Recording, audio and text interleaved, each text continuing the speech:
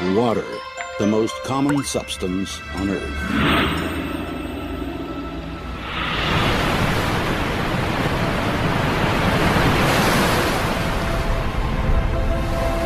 It is with us every moment of our lives. But do we know the secrets of this amazing element? Where did it come from? Who bestowed water on our planet, and why? The only such planet in the universe. Perhaps only water itself knows the answers to these questions. There is just as much water on Earth today as there was when everything began, when the world was born and acquired the shape and sensations we know so well.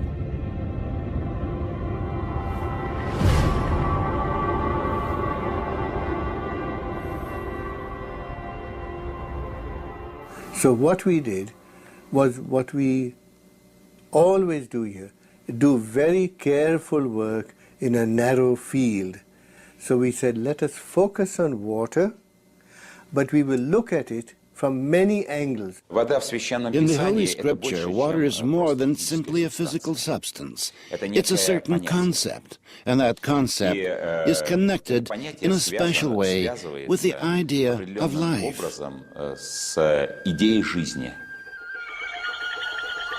Nothing in the world is softer and more yielding than water. Yet it wears down the hard and the strong, and none can overcome it, though anyone can conquer it. That which is yielding conquers the strong, and the soft overcomes that which is hard. Everyone knows this, but no one dares to live by it. The Chinese philosopher Lao Tzu wrote about water 2,500 years ago. I mean, water as such has been extensively studied. I mean, it is well known that water has unusual properties, physico-chemical properties, when compared to other liquids. No scientist has been able to explain, for example, why water's density increases below the freezing point and becomes less above freezing. Any substance contracts when it's cooled, but water does the opposite. It expands. People learned to exploit this unique property in the distant past. Inhabitants of the far north would quarry stone by pouring water into cliff-face crevices before the frosts came. In the south, people pounded wooden wedges into cracks in the rock and then doused them with water. As they swelled, the wedges would break the stone. Much later, scientists established that water in pores and capillaries is capable of creating enormous levels of pressure. In a seed, for example, it reaches 400 atmospheres at the moment of germination. That's why a plant shoot can break through asphalt with ease. It's such a small molecule as well. It is very specific that these properties are of water. And you won't find other molecules that have all of the similar anomalies. If even a single one of these anomalies were missing, life itself would not exist on the planet. Every one of water's properties is unique, and they do not easily fit into the generally accepted laws of physics. Science has not yet been able to answer the question of why water is the only substance on the planet that can exist in three states: liquid, solid, and gaseous. Why does water have the highest surface tension of all liquids? Why is it the most powerful solvent on Earth? And how, in defiance of the Earth's gravity, is water able to rise through the trunks of gigantic trees against tens of atmospheres of pressure?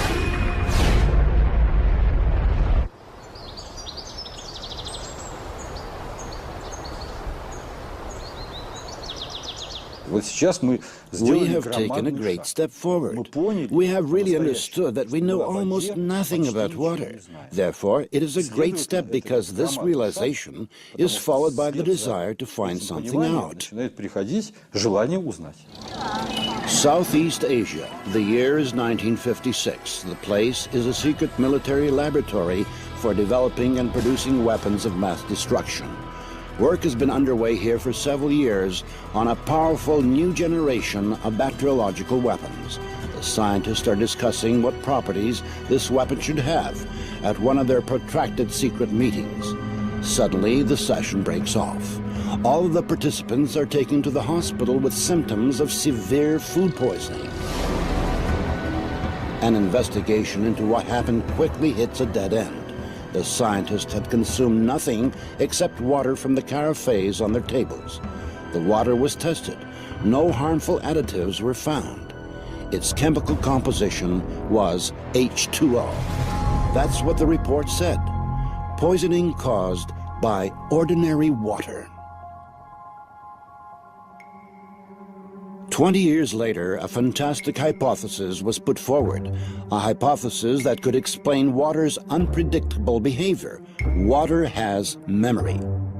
Experiments done in many countries around the world have shown that water receives and makes an imprint of any outside influence, remembering everything that occurs in the space that surrounds it.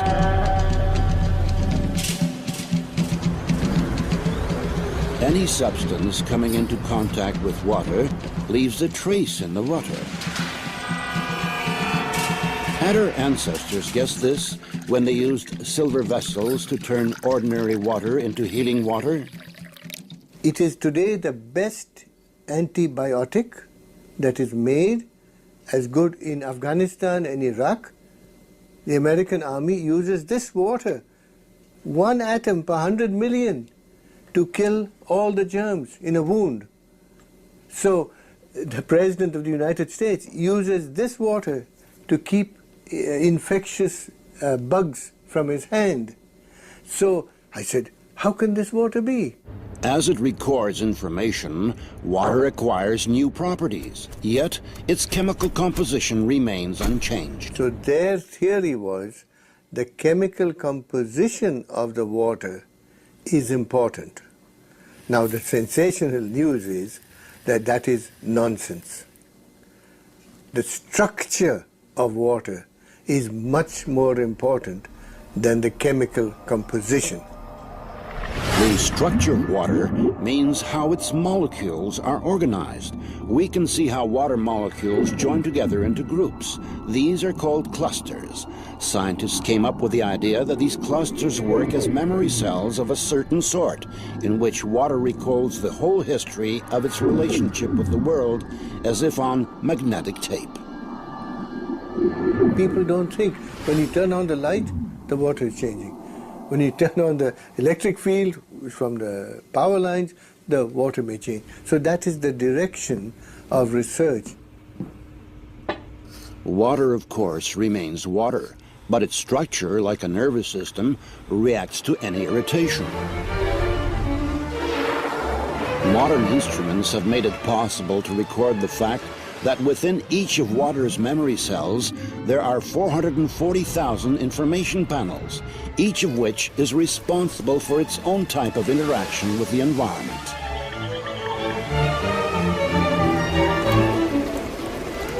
If you consider a cluster as a group of specific molecules, then it can survive only a short amount of time.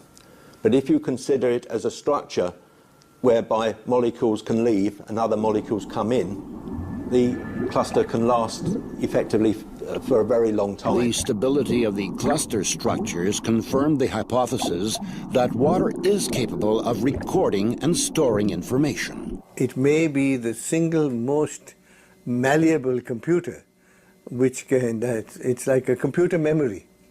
It's the memory of information. We must know how it is arranged. It is like the alphabet. If I give you the alphabet, you don't know a word, you don't know a letter, you don't know a sentence. So the molecular structure is the alphabet of water. And you must make a sentence out of water, and you can change a sentence.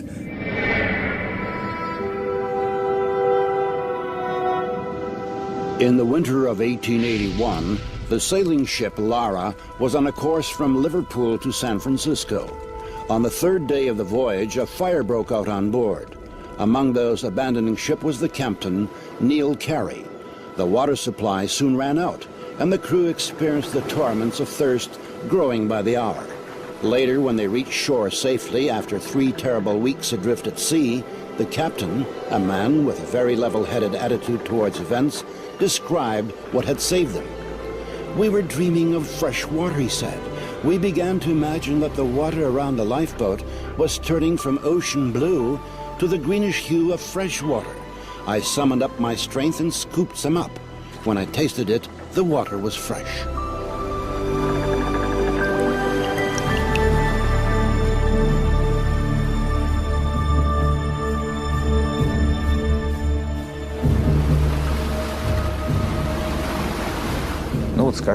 Well, take a famous event, when Jesus Christ turned water into wine.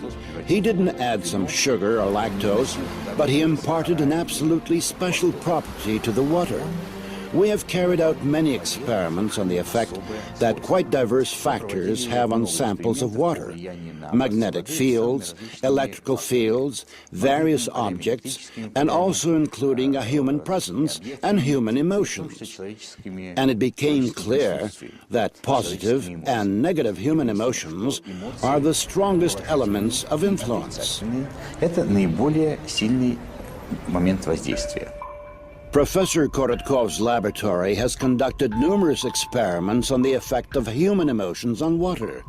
A group of people were asked to project onto a flask of water in front of them very positive emotions like love, tenderness, and concern.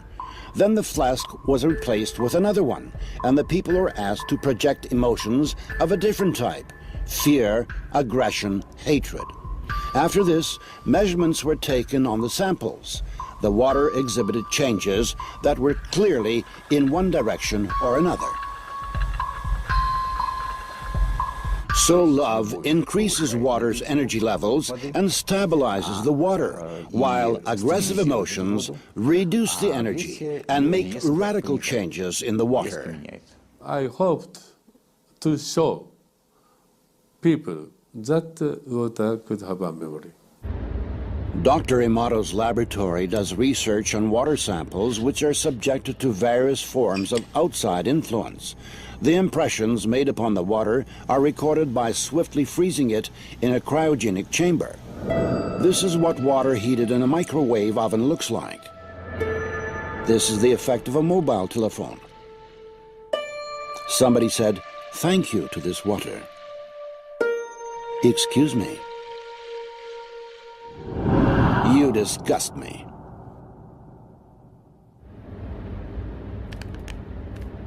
With modern technology, it's possible to structurize water artificially.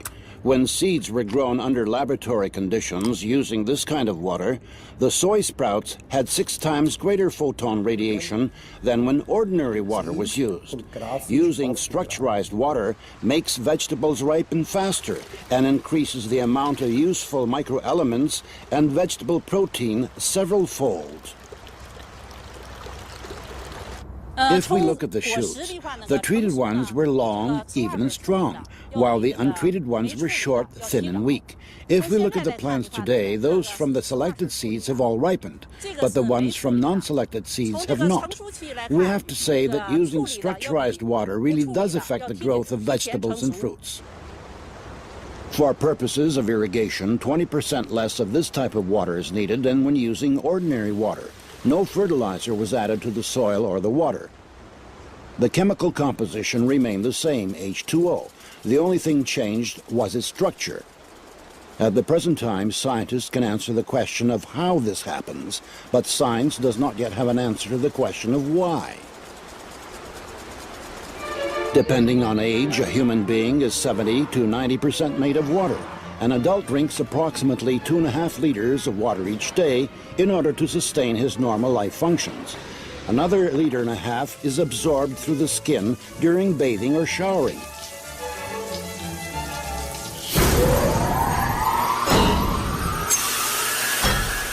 Water makes a long and difficult journey before arriving in our homes. It used to be common knowledge that settlement could only occur where there was a natural source of water. Today, whether or not there is water in a place is of no importance because we transport water for thousands of kilometers using high pressure. In nature, rivers and streams always flow along a smoothly curving course. But any water supply system has multiple right-angle turns.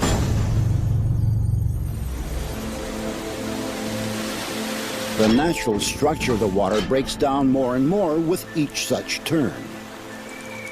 Water from a water supply system which flows into our homes through pipes has various forms, crystals of various forms, but they're all deformed.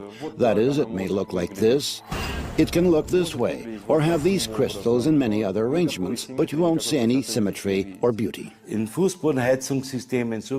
Water that flows in a floor panel heating system is devitalized and rotten. It sucks energy out of the people, plants and animals living in that house. It actually steals the energy. It is well known that the water supply in many large cities is a closed-loop system. After undergoing aggressive chemical purification and passing through powerful filters, the water in these systems is returned to our homes, still remembering the chemicals and the violence it was subjected to. Even stronger, however, is the informational pollution that water accumulates as it flows down kilometers-long pipes through thousands and thousands of houses and apartments.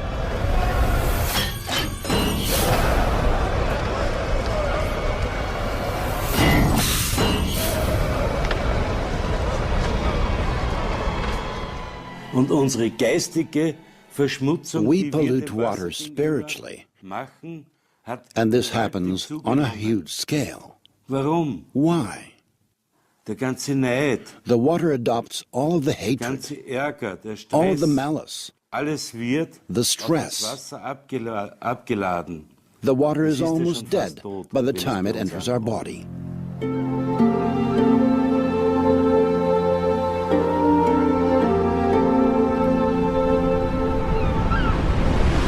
Our Earth is a gigantic container of water in which all forms of life arose.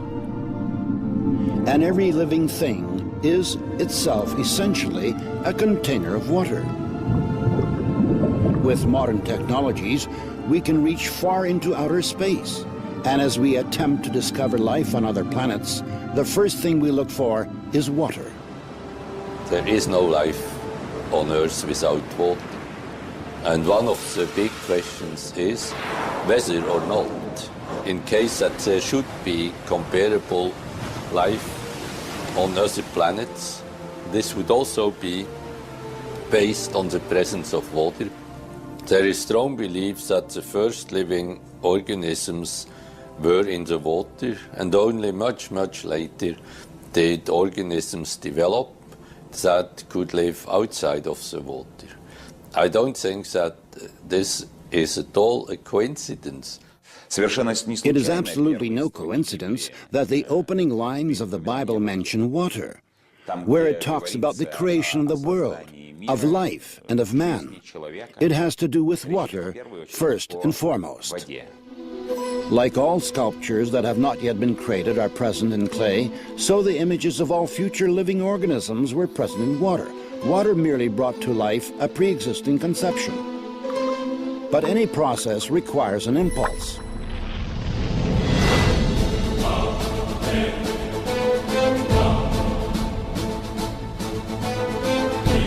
Wise men of ancient times believed that the impulse for life to arise was a primordial divine spark. The spark imprinted in the water the sequence of future development. The entire course of evolution provides evidence of this. Every species of living being, from the simplest bacteria to mammals, strove to achieve its own perfection.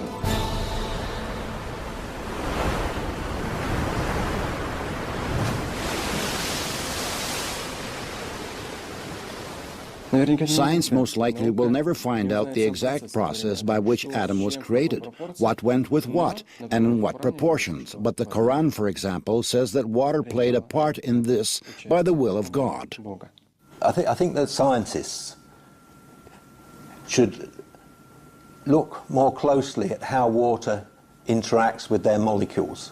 a molecular level, it creates the structure of DNA. We wouldn't have the DNA helix without water. It creates the structure of proteins, so our bodies wouldn't work without the water. Every seed, every embryo begins its life exclusively in water. Amniotic fluids play a role in the embryo's development and preservation. It is the surrounding water, like a universal computer, that reveals any biological program. And thus water is also the only thing that can change it. The preacher wrote long ago, "Is there anything whereof it may be said, See, this is new. It hath been already of old time, which was before us." And Jacob took him rods of green poplar, and of the hazel and chestnut tree, and pilled white strakes in them, and made the white appear, which was in the rods. And he set the rods which he had pilled before the flocks, in the gutters in the watering troughs, when the flocks came to drink. And the flocks conceived before the rods, and brought forth cattle, ring-straked, speckled, and spotted. We subjected water to super-weak magnetic field impulses. These fields are tens of thousands of times weaker than the Earth's natural magnetic field. And that means they are negligibly small from the standpoint of modern science. Fish were introduced into water that had been treated in this way, and the fish soon produced an unusual hatch of small fry. They differed radically from other fish to which they were related, though they looked as much alike as twins.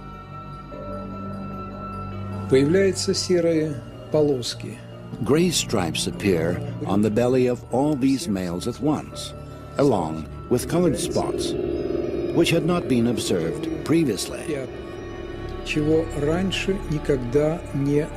These are called phenotype changes.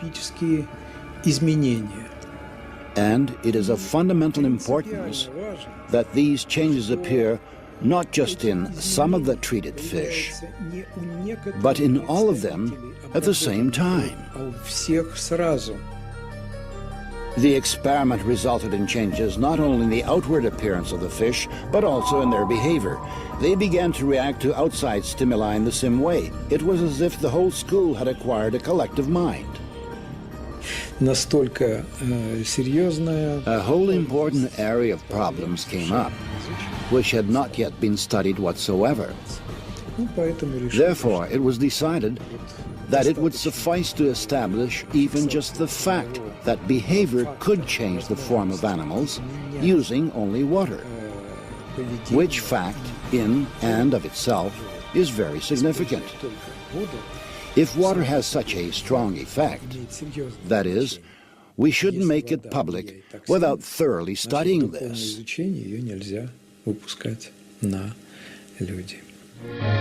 In 1932, sensational news traveled around the world.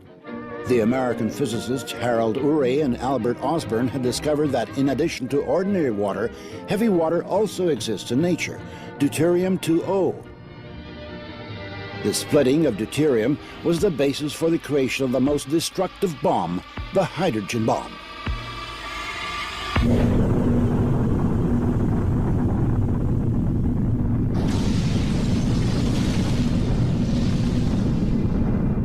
Now everybody knows very well what radioactive radiation can cause. But it turns out that there are other, even more awesome effects.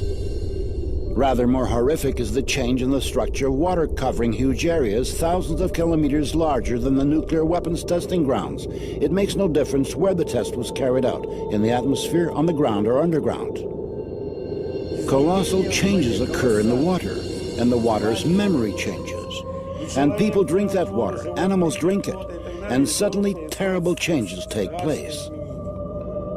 When the explosion occurs, waves are formed which die out fairly quickly in the ground, but the water may continue to fluctuate for another 30 days. Swinging like a pendulum, the waves create a new and pathological ordering in the water. It has been noted that the number of suicides rises abruptly after such tests. by a factor of 2, 2.5, and 3. Medical experts had absolutely no explanation for this. But we could understand it. We showed the brain is made of water, about 85%. So these changes take place in the brain, and a conflict between the water structures arises. The bioplasm of the brain is disrupted. And the result is that the person is deprived even of such an extremely important incentive as the drive to live. In ancient legends, the hero would always be sent to fetch dead water in a place from which there is no return.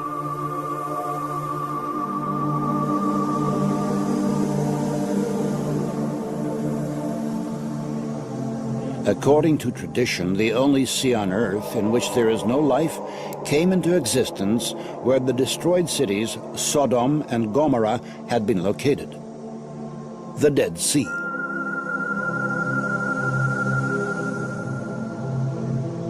There really is no such thing as dead water. Water gives life. It may be used more correctly or less correctly, but it is always positive.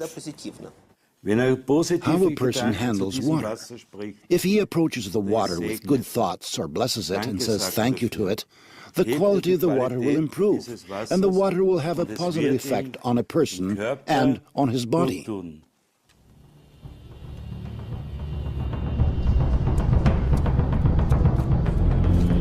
According to the chronicles, in 1472, Abbot Karl Gastinsis was arrested on the basis of a false denunciation and interrogated in connection with having caused a certain prominent lady to fall ill.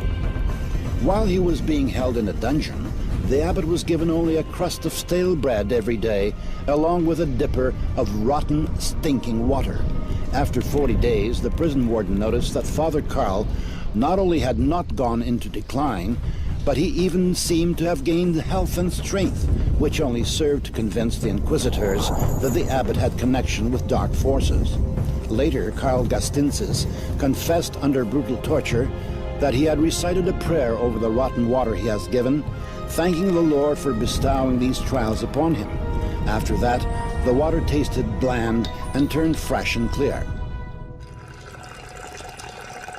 We have 2 containers of emulsified crude oil, which is a byproduct of oil production, a stable combination of water and oil, which remain bound in this state for years. The test sample is irradiated. The element will treat 1 container for 7 days, making the water molecules lessen their contact with the oil molecules. After 4 days, we compare the test sample and the control. The water has separated from the oil. At the boundary between the water and the oil phases, there are crater-like formations. This means that the separation process is continuing. The fields we use to influence the water are comparable in intensity with the electromagnetic field of the human heart. On the 7th day of treatment, the experiment is over. The water has completely separated from the oil.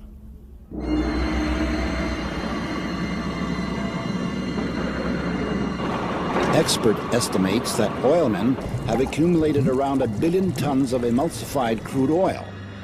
It cannot be used for industrial purposes. Ultimately, they get rid of the emulsion, pouring it right onto the ground. And then horrible sludge lakes are formed in the oil fields.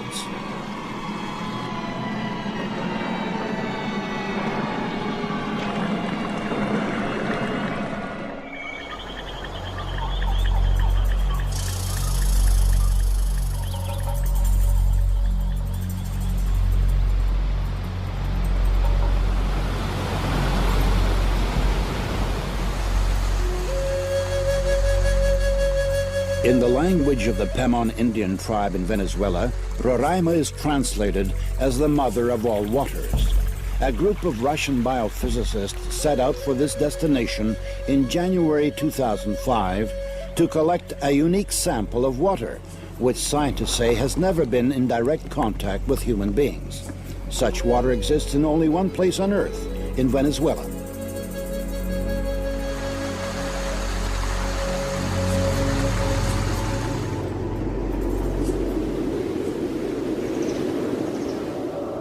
According to one hypothesis, a continent called Gondwana existed in the southern hemisphere during the Paleozoic era.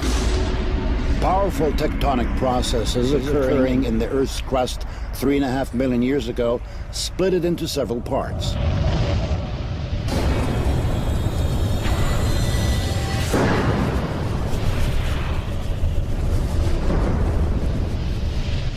In this way, flat elevated plateaus were formed, which the Indians called tepuis, meaning pillars. Roraima is the largest of them. It's a really remote place, very hard to get to. 3 days of travel through the savanna, and then the jungles. Then you climb an 800-meter wall. It takes a certain amount of enthusiasm. Therefore, we can say that the water we have there is in a unique virgin state.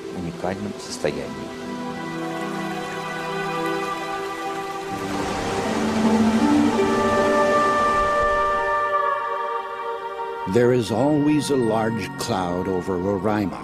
As evening approaches, a light haze appears. When the moon comes out from behind the mountain, the mist begins to glow with an even blue light. And in that light is visible how fine droplets of moisture are hanging in the still air. The slightest breath of a breeze, and this watery dust forms into drops. This is the origin of the rain, which rushes down in countless waterfalls.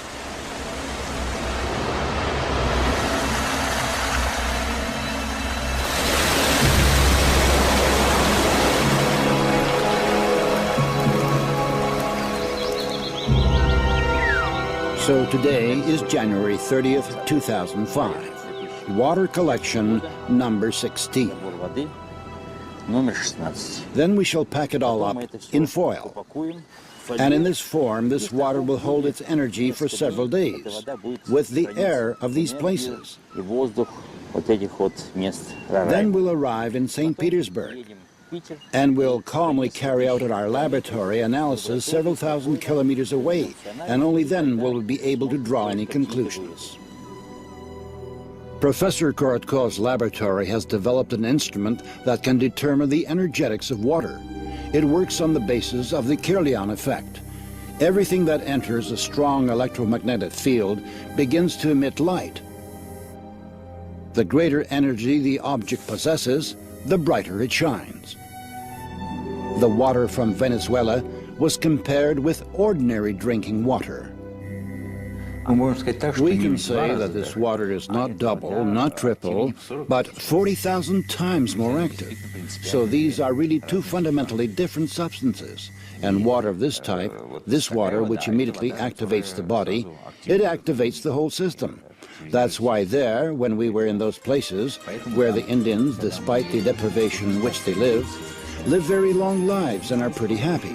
And they absolutely do not want civilization to come to them. Чтобы к ним приходила цивилизация.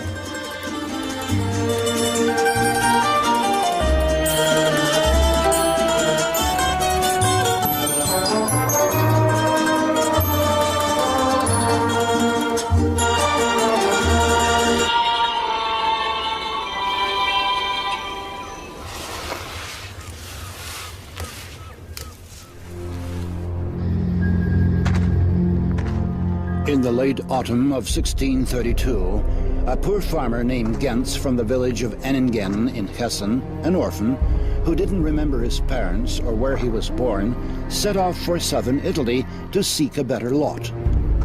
His route ran through the city of Waldshut am Rhein, in the eparchy of Constance. Suddenly Gentz was literally stabbed by the feeling that these places were very directly related to him. It was as if the shepherd's legs led him where he should go, which was into a grove. Entering it, Gentz looked around. Not far away, a spring was coming right out of the ground. The young man approached it, bent down, and drank the water.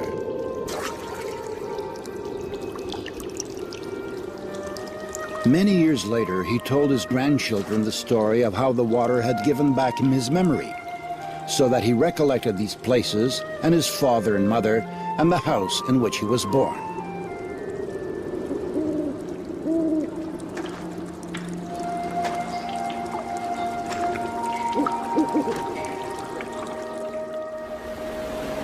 Modern science maintains that the water structure of each person's body is identical to the structure of the water in the place where he was born. Therefore, our internal connection to our place of birth is preserved throughout our life. And that means that the concept of homeland has not only a lofty poetical meaning, but also a quite specific physical content.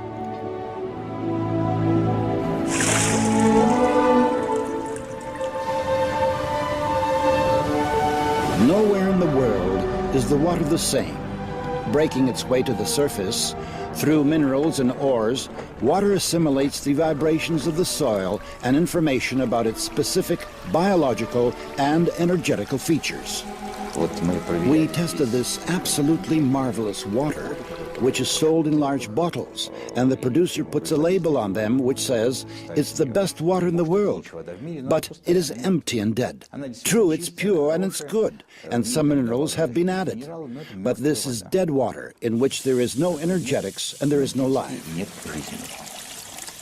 Most likely, people do not sense any particular difference between naturally pure and artificially purified water. But any animal will always choose water from a spring, because this water is loaded with natural energies.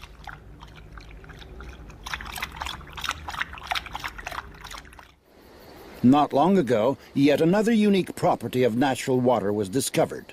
It turns out that such water is flammable. The burning of natural water, the water itself burns, and the reason it burns is precisely that it is structurized in a special way. Natural water is. Burning, in rigorous scientific terms, is a process of oxidation in which heat and light are given off. In the case of water, it burns at the temperature of the environment, and the light emitted can be recorded using super-sensitive instruments. In burning, you have oxygen being continuously activated and some organic matter is continuously burning. So the burning of water is a process that's a little bit more extended in time, because if it were a process like that, then it would already have all been burned up. On June 3rd, 1940, a note was tossed into the Soviet embassy in Germany. Its author requested to be contacted immediately. If this does not happen, my work with Heydrich will go to waste, wrote an agent, Willy Lechman, codename Breitenbach. He hastened to report on secret testing facilities and work being done on making synthetic gasoline from brown coal using water. Back in 1913, Kaiser Wilhelm had ordered Franz Fischer, a leading chemist, to make sure Germany had liquid fuel supplies. Not having its own oil could put Germany in a weak position in the impending war. By 1941, German scientists had succeeded in obtaining fuel by hydrogenating coal. This fuel, however, was 10 to 12 times more expensive than natural fuel refined from oil, and it was of such poor quality that it badly damaged the military vehicles in which it was used. After the war, these efforts to produce fuel using water were abandoned as futile.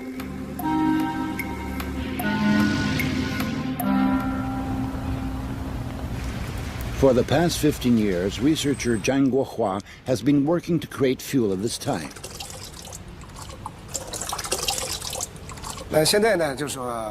Now we shall demonstrate for everyone the process of preparing emulsified diesel fuel and show its two aspects. One aspect is increased energy, and the other is the reduction of exhaust gases.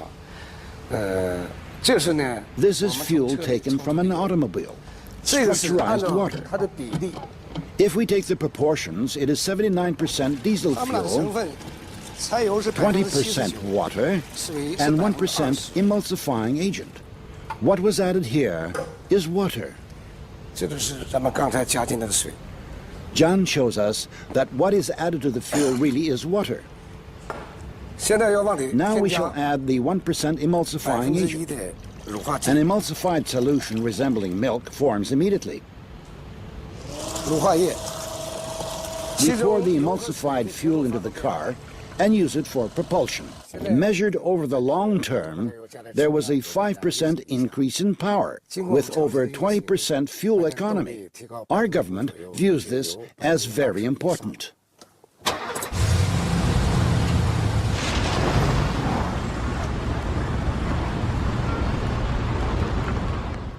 I think that not even all chemists remember this aspect. If you take gasoline and completely dry it out, it always contains some quantity of water. And if you give it a special treatment to remove all the water from the gasoline will not burn. This was known already in the 19th century. To burn anything whatsoever, there has to be at least some quantity of water.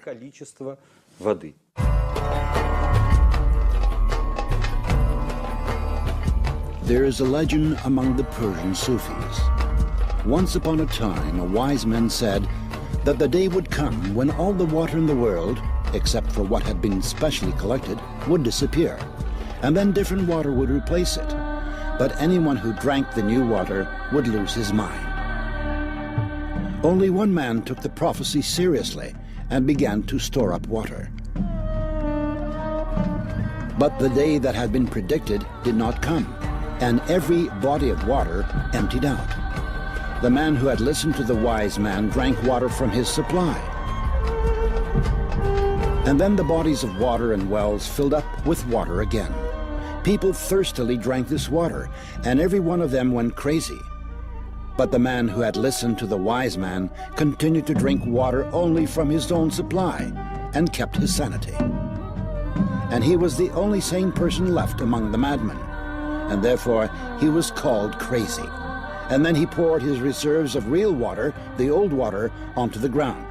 And he drank the new water and lost his mind. And the madman decided that he had become sane.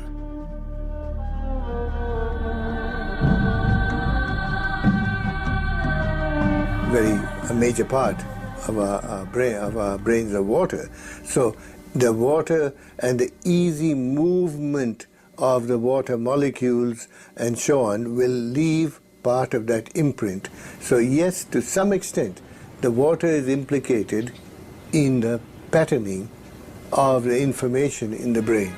Now when you look at organs, say the heart or the lung or muscles or the brain, then all that you can see in a simple NMR experiment is the water in these organs. The water, your head is full of water. There is nothing else but water, almost. That means there is a human being here, there is a water. And this water, if this water has very many kind of information, so if that water is injected to his human body, this information will be converted to this human being, and that may change the character of human being. Let us see how this type of water affects human blood. The doctor is drawing blood from a patient's finger. Using a special microscope, we shall be able to see the condition of her body from this drop. These are red blood cells, and they've lost their electrical charge, so they're all stuck together in a formation called a rouleau. Here's a huge symplast. Symplasts are associated with heart disease and arthritis and lung disease and many other conditions that could be coming in the future. The doctor asks the patient to drink a small amount of structurized water. After 12 minutes, the doctor again draws blood from the patient and studies it. So you can see that the cells then become buoyant, they become slippery, and they have their electrical charge, so they repel each other. That allows them to carry oxygen, and it means that we're changing the pH of the blood back to an aerobic environment rather than an anaerobic environment. I think that's utterly amazing that just drinking water could do that. Traditional Eastern medicine has been based for many centuries on the vibrations and resonance of the body's water content. The pulse indicates if the resonance tone is right. It is believed that the pulse may be strong, weak, cold, or hot. On the basis of this, an experienced physician carries out a kind of energy scan of the body, makes a diagnosis, and prescribes treatment. We do not heal with water, because a person, the human body, is water. The person simply reads the mantras in order to correct the bad water he has inside. How this hidden effect works is not known. In all the world's religions, Christianity, Islam, and Judaism, it is the practice to recite a prayer before taking food or to consecrate the food during major religious holidays. How often do we stop and think, what for? And how did the certainty arise in such dissimilar religions that this is the right thing to do? Why did something that science is only now trying to understand seem obvious to our ancestors? It turns out that the frequency of vibrations in the prayers of any religion uttered in any language is 8 Hertz, which corresponds to the frequency of the oscillations of the Earth's magnetic field. Therefore, a prayer pronounced with love creates a harmonic structure in the water that is an ingredient of absolutely all foods. We now have some idea about how this happens through the structurization of water clusters, water molecules. Therefore, we can take some purely practical advice from this.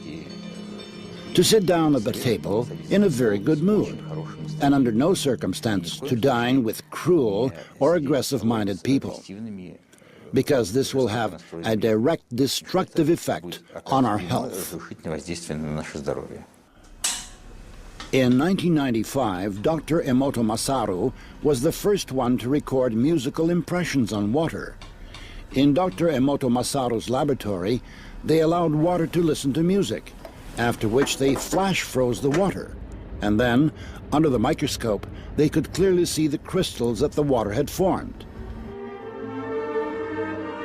Here is what the music of Bach looks like.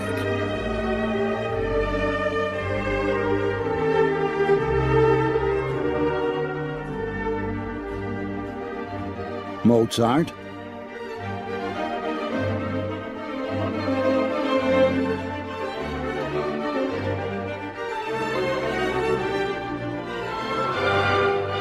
Beethoven,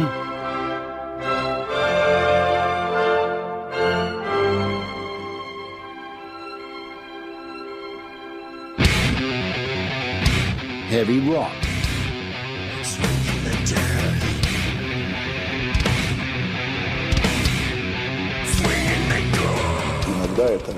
sometimes it's just certain eruptions, emotional ones, which cause such absolutely negative results. I can't recall a case in which such a negative spewing out of emotions as this happened at a classical music concert.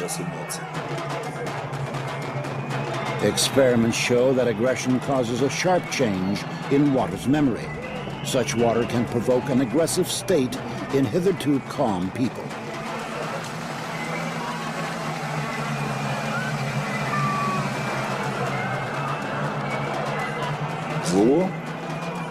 Strange as it may seem, evil interacts more easily and simply. Apparently, this has to do with the sensitivities of human beings, who always feel negative things more acutely.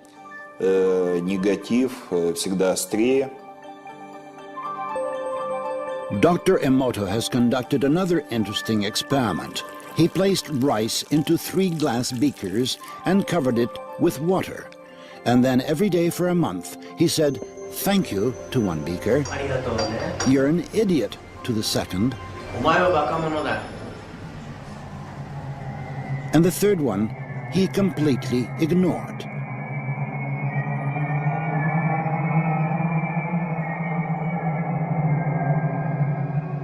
After 1 month, the rice that had been thanked began to ferment, giving off a strong, pleasant aroma.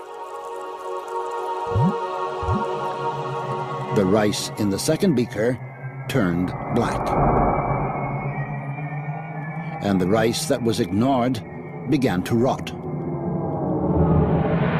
Dr. Emoto thinks that this experiment provides an important lesson, especially with regard to how we treat children. We should take care of them, give them attention, and converse with them. Indifference does the greatest harm. Tell some dreamy story, but almost practice. Practical experience shows that hatred, rage, and even annoyance not only exert a destructive influence on other people, but they also give feedback. Das beginnt geistig in Gedanken.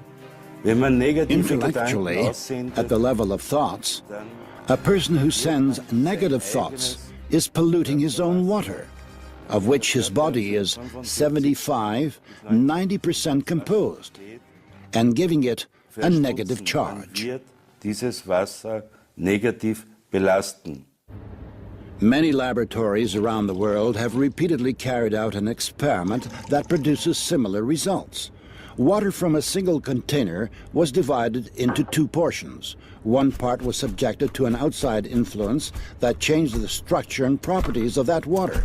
The water in the second flask acquired the same structure and the same properties after a certain period of time, even if the two portions of water were a significant distance removed from each other. The water has very important photographic memory, we can say that, and also you can imprint it with very subtle energies, even from 10,000 kilometers. Does that mean that remote communication occurs between human beings who are essentially structures composed of water?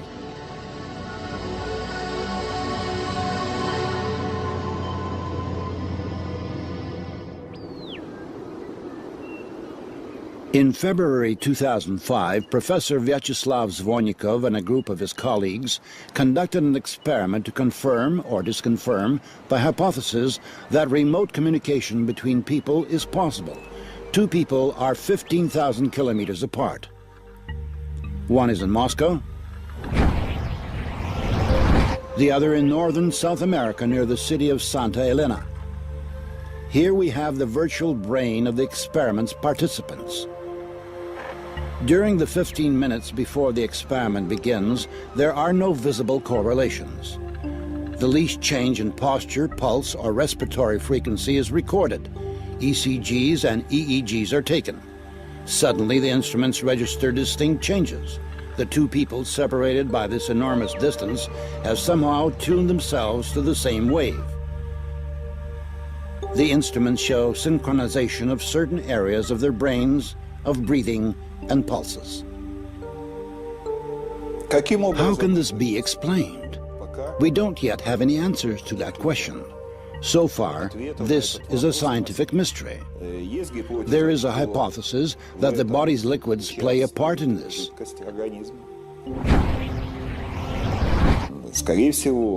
Most likely, and we do have a good deal to confirm this, liquids within the body also carry out a sort of information transmission function.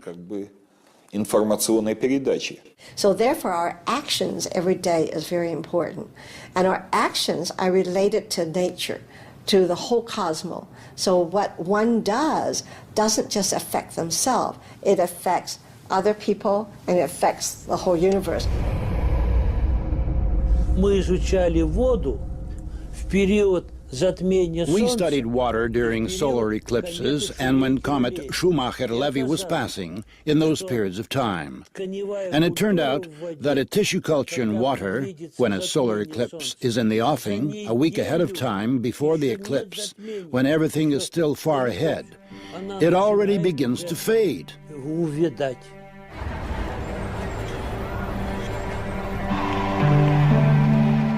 The system of the universe exists as a single perfect organism. All of its parts, including us and our Earth, are inseparably bound together by huge streams of information. And on our planet, water plays the key role in how the information is exchanged. In effect, it is the medium through which all nature is governed.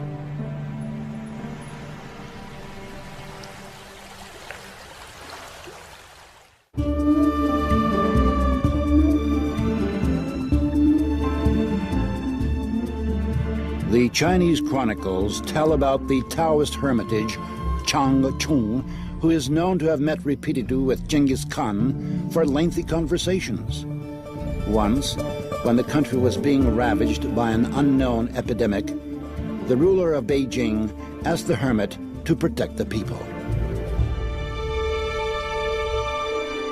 He prayed, and the sickness retreated.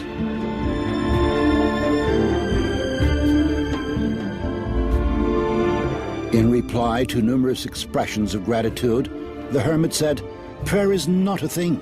All it requires is faith." Exactly. Exactly. Many people think that thought or intention, the word we use is intention, can be imprinted on the water. That is a possibility. Like prayer, if you go to Lourdes, is it prayer that is imprinted on the water? The Holy Scripture contains these marvelous words: "Nothing shall be impossible to him who believes. If ye have faith as a grain of mustard seed, ye shall say unto this mountain, Remove hence to yonder place, and it shall remove." Here the mountain is just a metaphor, of course, but it helps us to understand the power of faith.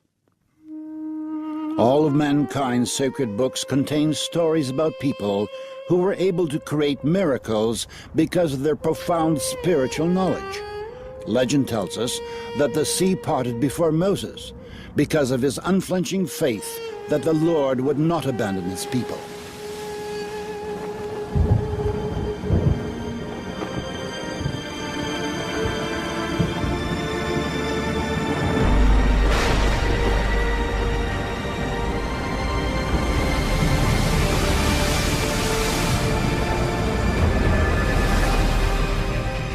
We have totally undisputable evidence that prayer influences sick people to get better, and it has caused absolutely fantastical recoveries, such as the spread of gangrene stopping suddenly in a person who already had it.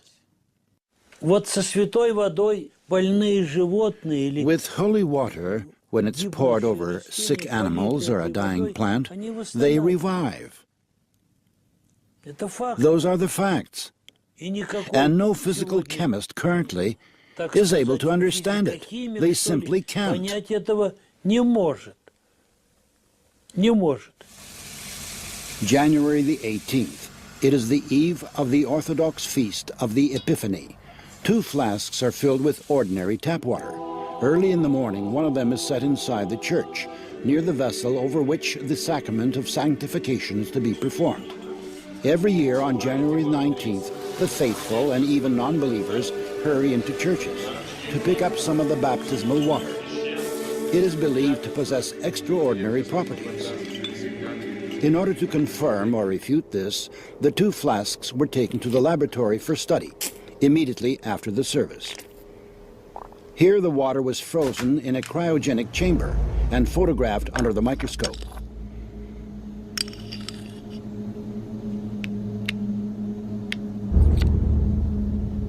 The crystals of the tap water looked like a chaotic, diffuse spot.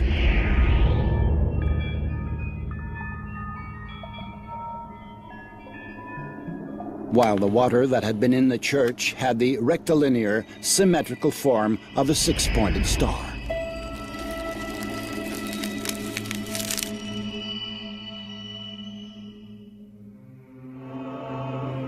It is well known that holy water has a very powerful and stable structure. This water can pass on its properties. Take only 10 grams of it and dilute it in 60 liters of common water, and the whole amount will have the properties of holy water. Perhaps scientists will tell us sometime what prayer is. Perhaps scientists will tell us sometime what happens with human nature under the influence of divine grace.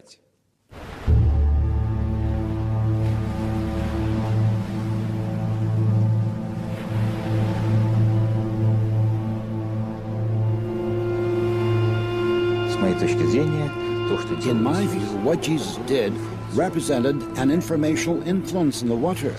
He acted with his spirituality. He acted through higher spiritual powers. And it is now quite reasonable to imagine changing water in such a way that it would become fairly firm. Сейчас, в общем, вполне разумно.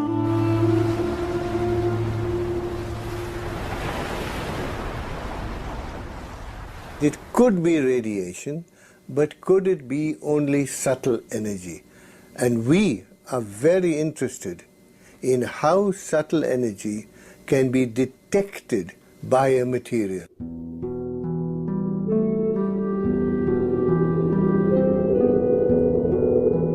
In our time, everybody is sure that weather on the planet is determined by cyclones and anticyclones. We accept the weatherman's daily forecasts as inedible.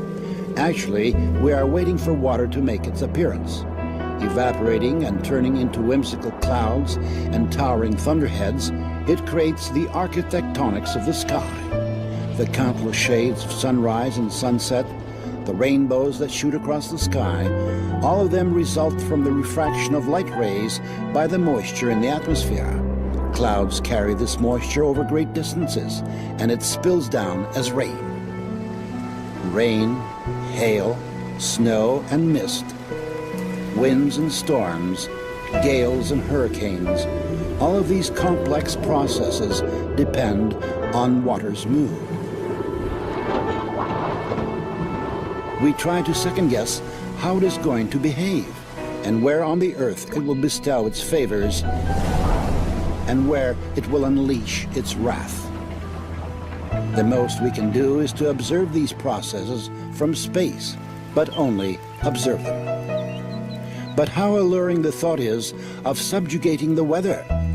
What a sweet bait that is for human vanity.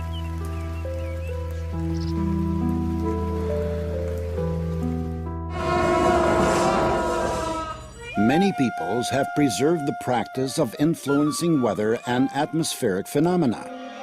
These rituals are carefully passed down, unchanged from generation to generation. If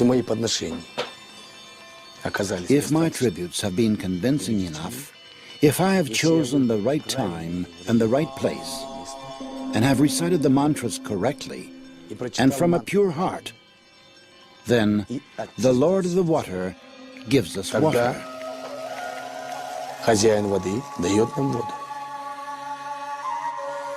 We do not place much trust in such actions, which may be met with a smile these days. Could it be that just one man, not some huge modern laboratory with the latest technologies, but just a person, could influence a natural process solely by the force of his desire? And it was outdoor wedding outside a museum in Ontario. And, well, we didn't bring umbrellas, but some people did. And the sky was all overcast, and the rain started to come. That was half an hour before the wedding. And it started to rain, all the umbrellas went up. And so I and two other students said, okay, let's meditate for better weather. Within a minute, an opening in the clouds came, and the sun just shone right down in this area. Only, not all over, just shone right down this area. By the summer of 1991, Israel had no rain for 2 years. The water in the country's only freshwater lake, Lake Kinneret, had fallen 15 centimeters below the critical level. Then 10,000 Israelis gathered at the Wailing Wall to pray for rain. On the third day, rain came down on the country in torrents. Many people explained this fact as simple coincidence. Belief in coincidence is neither scientific nor religious. From a scientific point of view, there is scientific determinism, while from a religious standpoint, there are things that are done, which have an influence on the outcome. Coincidence is a way in which people try to escape bearing any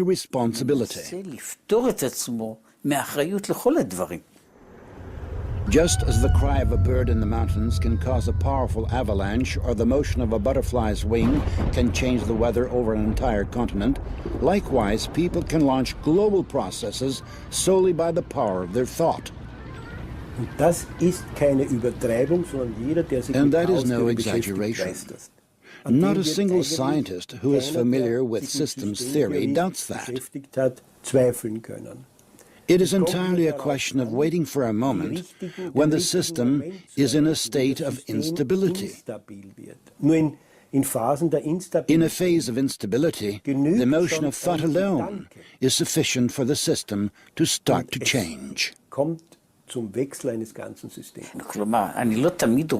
I do not always see it when my own mistake or sin comes back to me in another guise, although, essentially, it is a single unit. Whatever it is that I did wrong returns to me, not as punishment, but as a result. With all the abundancy of water on the planet, less than 1% of it is available fresh water. This supply has been practically unchanged in the course of human history, while the population has been constantly growing.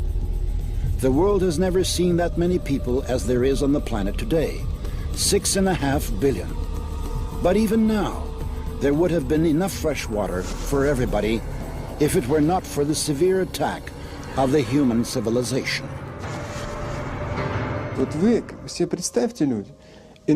Look, imagine, if there will simply not be any water, that it will go away deep underground. Who shall give you water, which will spout freely from the ground and be easy for you to reach? Today, more than 1 billion people of the earth lack access to safe drinking water. Over 5 million people, half of them children, die for this reason each year. This is 10 times more than perish in wars each year. If this problem is left unsolved, water may become a source of international conflicts in the 21st century. Already now, it is gradually attaining the status of a basic resource, which is beginning to figure in the political dialogue among countries and peoples.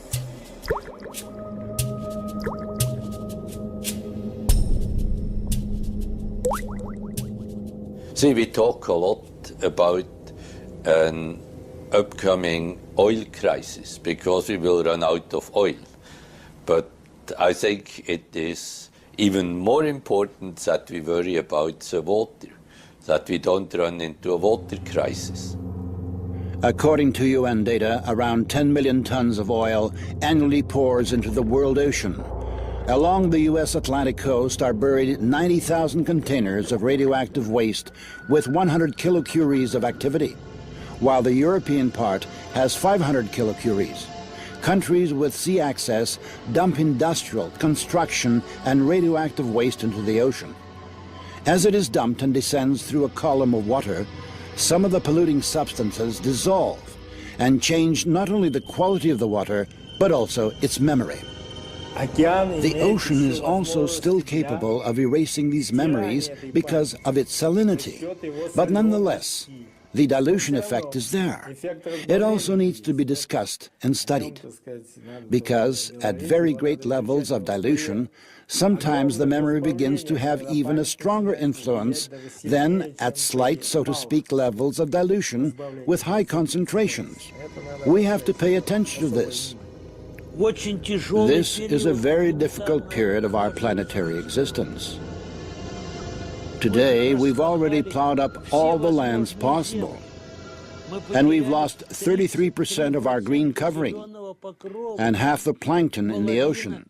So the problem might seem to be far off, but there is water everywhere. In the past year, the temperature of the cold deep-sea waters under the Gulf Stream fell by 1 degree. In the past 9 years, the rate of melting of Greenland's iceberg has tripled. In the past 30 years, the destructive force of hurricanes has doubled. The number of natural disasters is rising. In the decade from 1973 through 1982, 1,500 disasters occurred worldwide. In 1983-1992, there were 3,500. In 1993 to 2002, there were 6,000. 226,000 people died or disappeared during the December 2004 tsunami in Southeast Asia, while 500,000 were left homeless.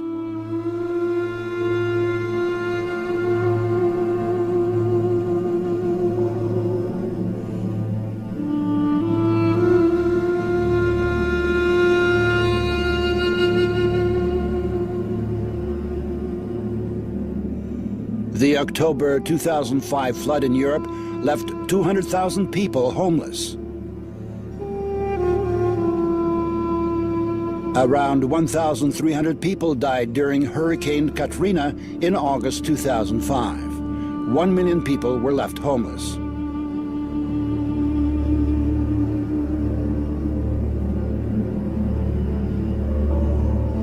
Almost 4 million people have died in natural disasters during the past 30 years, while 4.5 billion people were affected.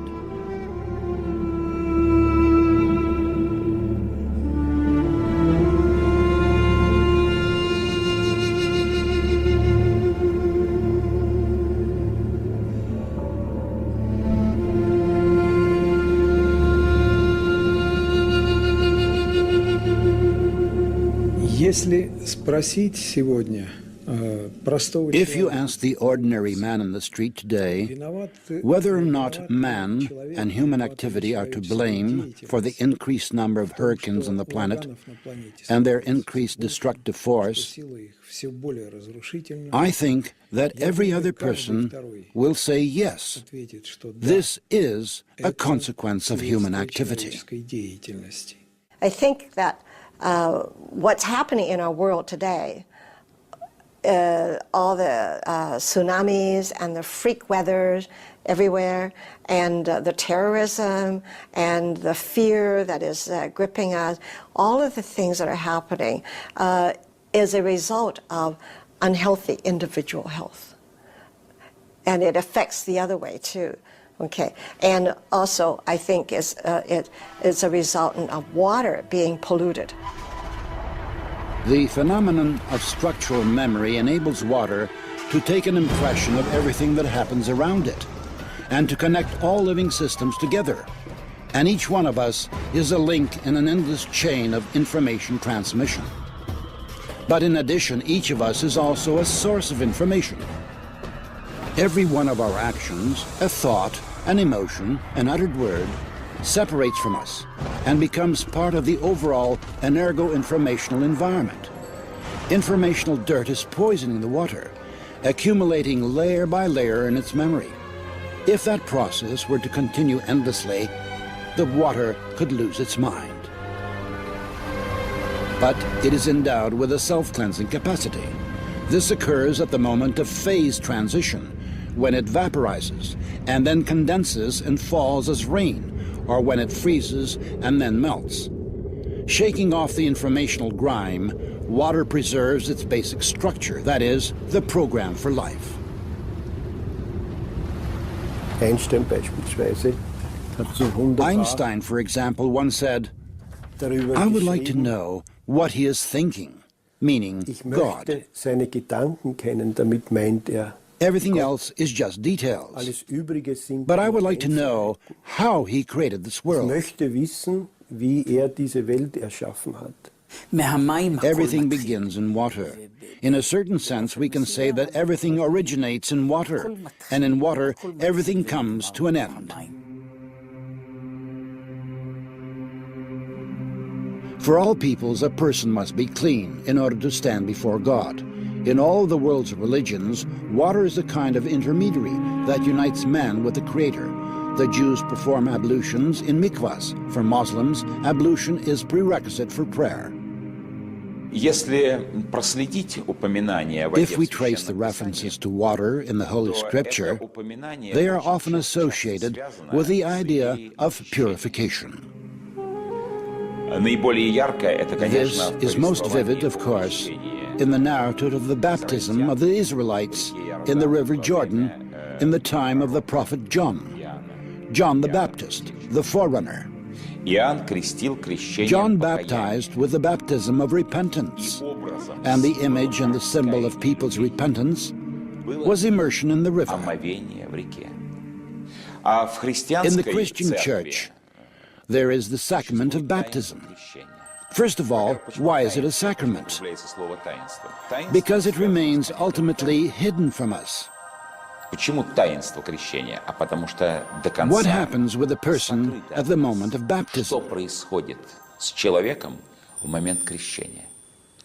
It is Известно, known что that the divine energy, which in the language of the church we call grace, мы на церковном descends языке upon the называем person. благодатью, снисходит на человека.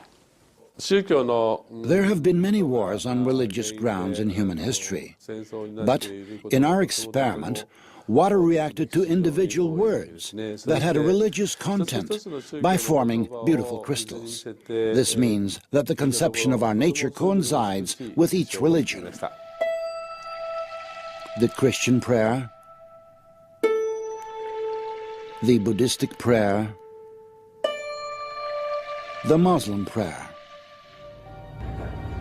Dr. Emoto presumes that serious crimes are committed most of all in areas where people curse the most often. Idiot. I hate you. Laboratory containers of water were inscribed with hieroglyphs denoting words and the names of well-known people. Love, hope, soul, Mother Teresa, Hitler. Emoto Masaru's numerous experiments aimed at finding the word that cleanses water most powerfully have shown that it is not just one word, but a combination of two: love and gratitude.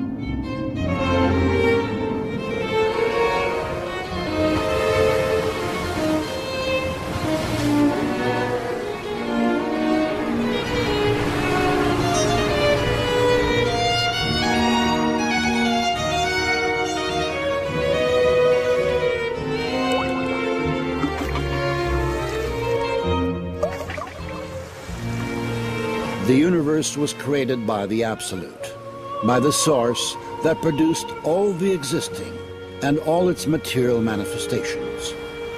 Each of us has an element from the water of primeval ocean. Our every word is like a water drop, a medium of thought, a source of information. And we all are to repay the Absolute with love and gratitude.